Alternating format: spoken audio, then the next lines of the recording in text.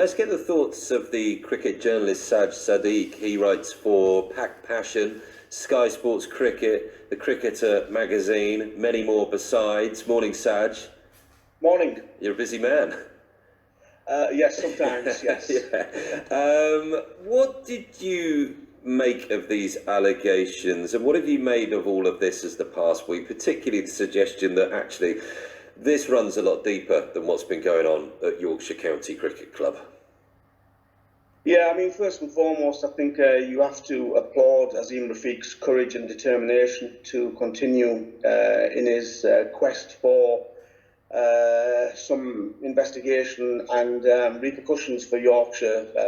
I think many have fallen by the wayside when they've been in this situation and have been deterred from taking their complaints forward. So I think for that he has to be commended. I mean, I'm not surprised at all. There's this big hoo-ha and a lot of surprise, and people are up in arms about this. But I'm not surprised at all, because this has been going on for a number of years. I've heard this from many former players, some current players, players who have been playing in club cricket, about racism within the sport in England. So to somebody like myself, whilst the claims and accusations by Azim are shocking, it's not a total surprise at all, because this has been going on for a very long time in English cricket. And if that's the case, what is the attitude of those people when you talk to them who have been on the receiving end of that, or have seen it themselves? Is there a kind of resignation that this is just, part of what goes on at different levels of cricket, and we've just got to kind of take it? Absolutely. I mean, they feel as if they're very much on their own. They're against the club. They are deterred from taking their complaints forward by people within various clubs. And this isn't just about Yorkshire County Cricket Club. I feel that there will be a number of clubs within England, within the English game, who will be looking over their shoulder in case other accusations and claims come out from other players, because there are plenty more. You've been a journalist for 12 years in cricket, I think, haven't you, Saj? So been doing it a while. What have you ever experienced racism, discrimination, around the game in that time yourself? Absolutely. I mean, it's one of those situations where there are very few Asian journalists. You see very few people of colour within the press boxes around the country when you're attending games. It's been happening for a very long time. This year I actually put pen to paper and complained to the ECB. I wrote an article as well about my experiences covering the England versus Pakistan series. I attended 4 different venues during this series, and at every one of those venues there were incidents which, again, I reported to the ECB. I mean, I don't know if you've got time for me to go into those details of some of those incidents, but well, give us an idea, certainly.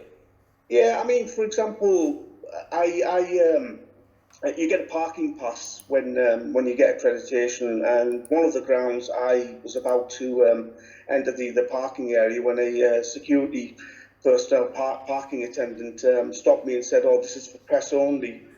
Automatically looking at me and assuming that I wasn't press, I showed him my press pass and with my accreditation to park in that area, and he said, "Oh, that pass looks fake to me.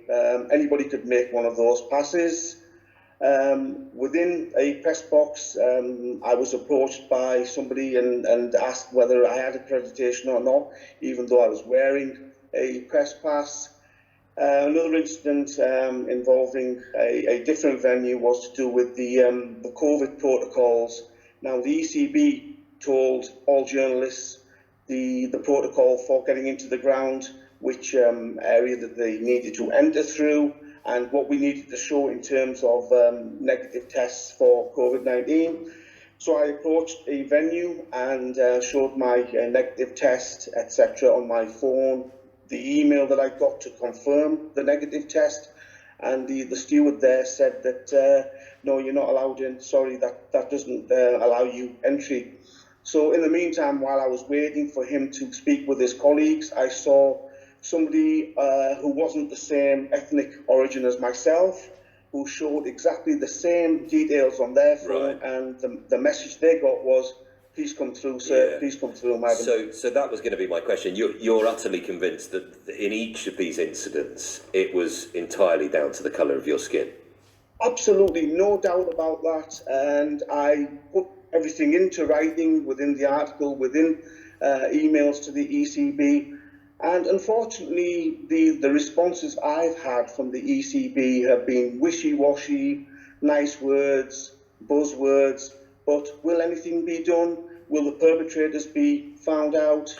I don't think so. Well, I'll read a statement that we've got from the ECB in respect of what happened to you.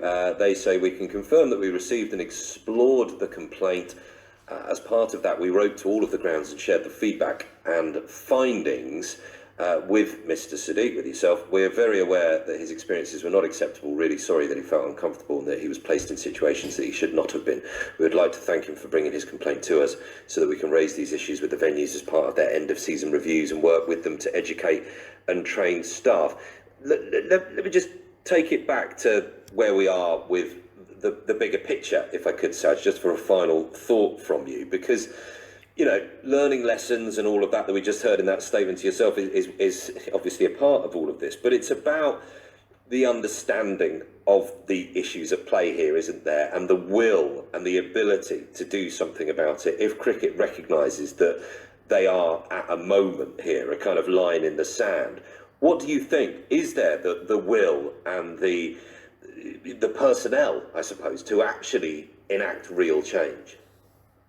English cricket needs a huge culture change. We keep reading these statements, we keep seeing marketing material, lots of buzzwords and initiatives from the ECB and other counties, lots of PR and marketing exercises, Asian faces on adverts for various tournaments to make us feel as if, oh yes, yeah, it's a very inclusive sport. But sadly, it's not. I think when you scratch under the surface, you realise what is actually going on. Asians are disillusioned with English cricket. There's a lot of guys out there who are playing club cricket, but very few make it to the highest level. It needs to be asked, why is that happening? Why are those young cricketers, those talented cricketers who are good, if not better than their peers, why are they not making it to the highest level? Okay. It's a tough world out there to get into the highest level of cricket, but it's surprising that very few of these guys are actually making it to the highest level. We have very few Asian coaches. We have very few Asians within the boardrooms, very few Asians who are selectors, who are involved at the highest level of cricket. Until that happens, nothing will change. Saj, thank you. Thank you very much indeed. That's the cricket journalist Saj Sadiq with his thoughts. Yours very welcome.